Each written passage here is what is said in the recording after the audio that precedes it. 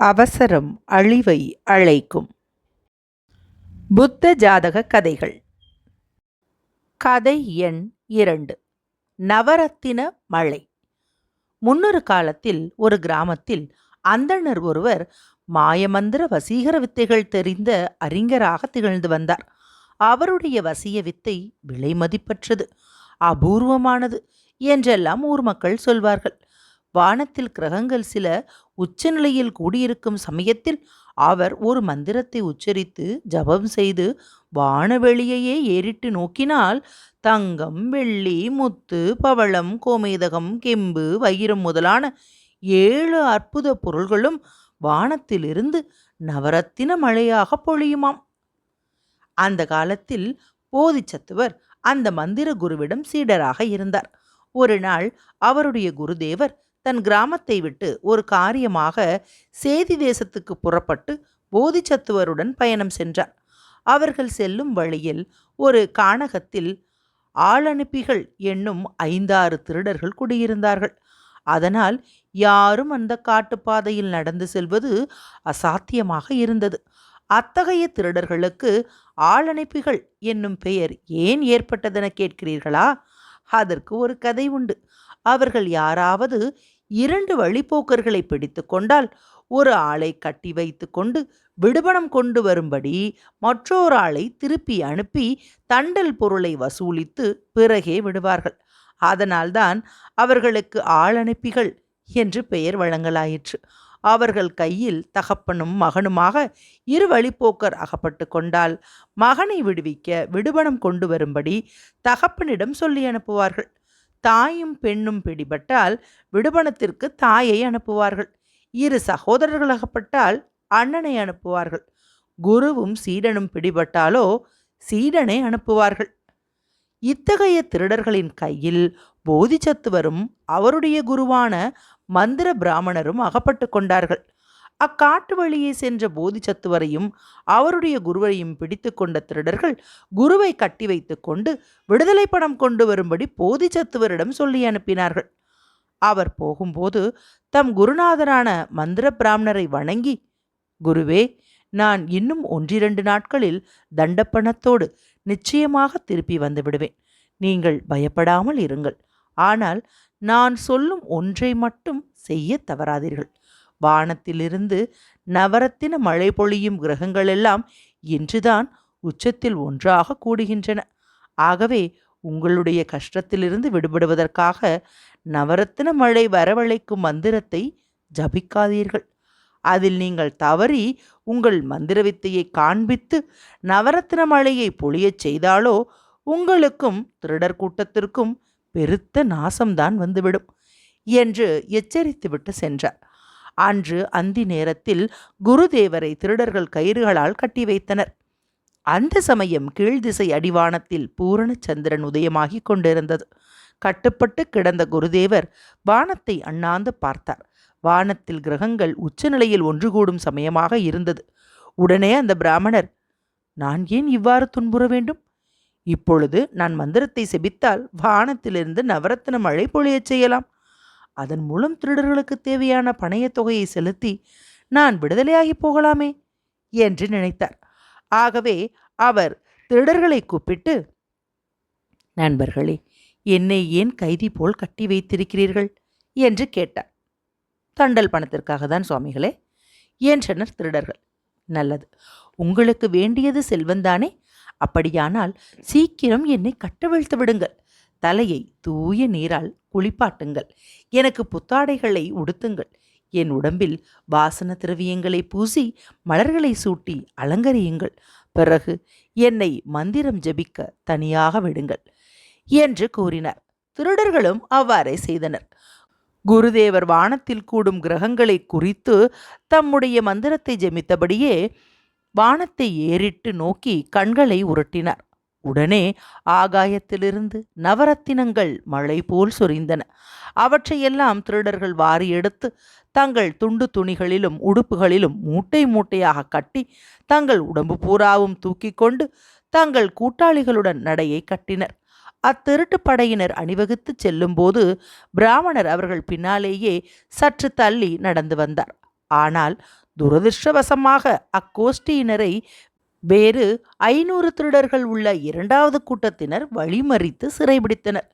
எங்களை ஏன் சிறைபிடிக்கிறீர்கள் என்று கேட்டனர் 1வது கூட்டத்தினர். கொள்ளை பணத்திற்குத்தான் என்று 2வது திருட்டு கும்பலிலிருந்து பதில் வந்தது. உங்களுக்கு கொள்ளை பணம்தான் தேவை என்றால் எங்களுக்கு பின்னால் வந்து கொண்டிருக்கும் பிராமணரை பிடித்துக் கொள்ளுங்கள்.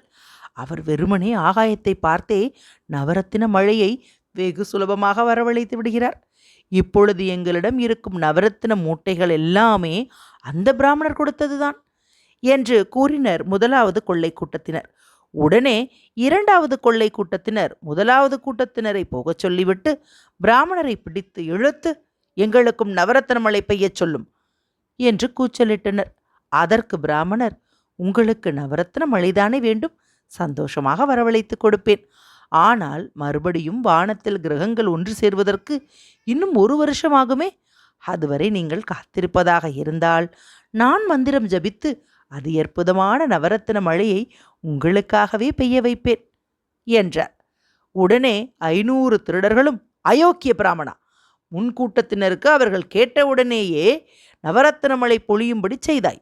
ஆனால் எங்களை மட்டும் 1 வருஷம் வரை காத்திருக்கச் சொல்கிறாயா என்று ஆத்திரத்துடன் கூச்சலிட்டு ஒரு கூர்மையான கத்தியால் பிராமணரை 2 துண்டுகளாக வெட்டி முண்டத்தை நடுப்பாதையில் தூக்கி எறிந்தார்கள். பிறகு அக்கூட்டத்தினர் விரைந்து ஓடி 1வது திருட்டு கூட்டத்தினரோடு சண்டையிட்டு அவர்கள் எல்லோரையும் கொன்று குவித்துவிட்டு அவர்களிடமிருந்த நவரத்தின மூட்டைகளையெல்லாம் கைப்பற்றி கொண்டார்கள். அதன் பிறகு கொள்ளை பொருளில் அதிக பங்கு அடைய வேண்டுமென்ற பேராசையினால் அவர்கள் தங்களுக்குள்ளாகவே 2 கட்சிகளாக பிரிந்து ஒருவரோடொருவர் சண்டையிட்டு 250 பேரை கொன்று வீழ்த்தினார்கள். மறுபடியும் அவர்கள் 2 கட்சிகளாக பிரிந்து சண்டை போட்டுக்கொண்டே கொன்றொழிக்கலானார்கள். இவ்வாறு மொத்தம் 1000 திருடர்களில் பலர் நாசமடைந்து கடைசியில் 2 திருடர்கள் மட்டும் உயிரோடு மிஞ்சினார்கள். அவ்விரண்டு திருடர்களும் ஒன்று சேர்ந்து நவரத்தின மூட்டைகளையெல்லாம் வெகு சிரமப்பட்டு தூக்கிச் சென்று ஒரு கிராமத்துக்கு அருகே காட்டினுள் மறைத்து வைத்தனர்.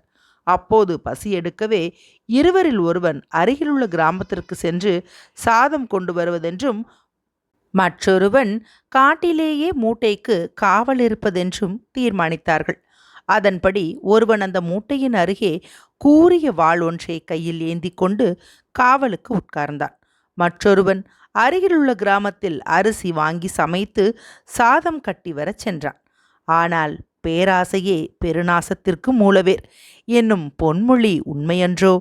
அந்த பேராசையினால் நவரத்ன மூட்டைகளுக்கு காவல் இருந்த திருடன் தன் மனதிற்குள் எண்ணமிடலானான். என்னுடைய பங்காளி திரும்பி வந்ததும் இந்த கொள்ளை பொருள்களில் சரிபாதி பங்கு வேண்டுமென்று கேட்பான். ஆனால் அவன் சோறு கொண்டு வந்தவுடனேயே அவனை நான் வெட்டி கொன்று போட்டுவிட்டால் முழு பங்கும் என்னையே சேரும் என்று அவன் எண்ணமிட்டு தன் உரையிலிருந்த வாளை உருவி பிடித்து கொண்டே தன் கூட்டாளியின் வருகையை எதிர்நோக்கி காத்திருந்தான். இதற்கிடையே கிராமத்திற்கு சென்ற திருடனும் கொள்ளை பொருளில் தனக்கு பாதி பங்குதானே கிடைக்கும் என்று நினைத்து, என் கூட்டாளிக்கு நான் கொண்டு சொல்லும் சோற்றில் விஷத்தை கலந்து அதை அவனுக்கு சாப்பிடக் கொடுத்து அவனை கொன்றுவிட்டால் கொள்ளை பொக்கிஷம் முழுவதையும் நானே அடைந்து விடலாம் என்று எண்ணினான். எனவே அவன் அரிசியை சமைத்து சோறாக்கியதும் அதில் தனக்கு தேவையான பங்கை சாப்பிட்டுவிட்டு மீதமிருந்த சோற்றில் விஷத்தை கலந்து அதை எடுத்துக்கொண்டு காட்டிற்கு திரும்பி வந்தான். ஆனால் அந்த சோற்றை அவன் தன் கூட்டாளி கைகளில் கொடுக்கும் முன்பே அவன் கைவாளால் வெட்டி இவனை கொன்றுவிட்டான். பிறகு பிணத்தை அவன் ஒரு புதருக்குள்ளே தள்ளி மறைத்துவிட்டு விஷங்கலந்த சோற்றை எடுத்து தின்றான். தின்றவுடனே அவனும் செத்து விழுந்தான். இவ்வாறு அந்த நவரத்தின பொக்கிஷத்தின் காரணமாக குருதேவர் மட்டுமல்ல 1000 திருடர்களும் நாசமானார்கள். காட்டில் இவ்வாறு இருக்க குருவிற்கு பணைய பணம் கொண்டு வரச் சென்ற சீடர் போதிச்சத்துவரோ 2 நாளில் பணத்துடன் காட்டுக்கு திரும்பி வந்தார். ஆனால் குருவை அவர் விட்டு சென்ற இடத்தில் காணாததாலும் அங்கு நவரத்தினங்கள் சில சிதறி கிடப்பதை கண்டதாலும் தம் குருநாதர் நவரத்தின மழையை வரவழைத்திருப்பார், அதனால் பெருத்த நாசம் விளைந்திருக்கும் என்று யூகித்து கொண்டு காட்டுப்பாதையில் சிறிது தூரம் நடந்தார். ஓரிடத்தில் பாதையின் நடுவே குருநாதரின் உடல் 2 துண்டுகளாக கிடந்தன. அதை கண்டதும் போதிசத்துவர், அந்தோ, என் எச்சரிக்கையை கேளாததால் அல்லவா என் குருநாதர் மாண்டுவிட்டார் என்று கூவினார். பிறகு அவர் காட்டு சுள்ளிகளை சேகரித்து தீமூட்டி தம் குருநாதரின் உடலை தகனம் செய்து அந்த இடத்தில் காட்டுப்பூக்களை தூவினார். அதன் பிறகு காட்டு பாதையில் சிறிது தூரம் அவர் நடந்து சென்றதும் அங்கு ஆளனுப்பிகள் என்னும் 500 திருடர்களின் பிணங்கள் வெட்டுண்டு கிடப்பதை கண்டார். அவற்றை அடுத்து மேலும் 250 பிணங்கள் கிடந்தன. அவற்றை அடுத்து இரு கோஷ்டிகளாக வரிசை கிரமமாக பிணங்கள் விழுந்திருப்பதையும் கடைசியில் 2 பிணங்கள் கிடப்பதையும் கண்ட போதிசத்துவர், 1000 திருடர்களில் 2 மட்டும் அழிந்து பிணமாகாமல் பொக்கிஷ மூட்டைகளுடன் எங்கே போயிருப்பார்கள்? அவ்விருவரும் கூட எங்காவது சண்டையிட்டிருப்பார்கள் என்று யோசித்தபடி இன்னும் சிறிது தூரம் நடந்தார். ஓரிடத்தில் நவரத்தின மூட்டைகள் குவிந்து கிடப்பதையும் ஒரு திருடன் சோற்று சட்டி அருகே பிணமாக விழுந்து கிடப்பதையும் இன்னொருவன் ஒரு புதர் மறைவில் வெட்டுண்டு கிடப்பதையும் கண்டுபிடித்தார். இவ்வளவையும் பற்றி அவர் சிந்தித்து, ஆஹா, என் புத்திமதியை கேளாமல் என் குருநாதர் தன்னிச்சையாக நடந்து கொண்டதால் அவர் அழிந்ததுமின்றி மற்றும் 1000 பேர் அழிவதற்கும் காரணமாகிவிட்டார். தன் லாபம் ஒன்றையே கருதி தன் மனம் போனபடி தவறான பாதையில் அதை அடைய முயல்கிறவர்கள் கடைசியில் பெருநாசத்தையே அறுவடை செய்வார்கள் என்பது என் குருநாதரின் மூலம் உண்மையாயிற்று என்று எண்ணமிட்டு பின்வரும் கருத்துள்ள பாடலை பாடினார். தவறான முயற்சிகள் அழிவிற்கு வழிநடத்துமே தவிர பயன் தரா. திருடர்கள் பிராமணரை கொன்று தாங்களும் அழிந்தது போல. மேலும் அவர் சொல்லலானார், என் குருநாதர் ஆராயாமல் மனம் போனபடி செய்த தவறினால், நவரத்தின மழையை பொழியச் செய்த தவறினால் தனக்கும் மரணத்தை ஏற்படுத்தி கொண்டு மற்றவர்களுக்கும் நாசத்தை விளைவித்து விட்டார். அதுபோலவே எவனொருவன் தன் சொந்த நலனுக்காக தன்னிச்சையாக தவறான வழியில் செயல் புரிகிறானோ அவன் தன்னையும் அழித்து மற்றவர்களையும் அந்த அழிவில் ஈடுபடுத்தி விடுவான். இவ்வாறு போதிசத்துவர் கூறிய அறிவுரையை காட்டிலிருந்த தெய்வீக மரங்கள் எல்லாம் பாராட்டுவதைப் போல கோஷமிட்டன. அதன் பின்னர் நவரத்தின நிதிகளையெல்லாம் போதிசத்துவர் தன் வீட்டிற்கு எடுத்துச் சென்று ஏழைகளுக்கு தான தர்மங்கள் செய்து பல நற்பணிகள் புரிந்து தம்முடைய ஆயுட்காலம் முடிந்தவுடன் மேலுலகம் சென்றார். நவரத்தின மழை கதை நிறைவுற்றது.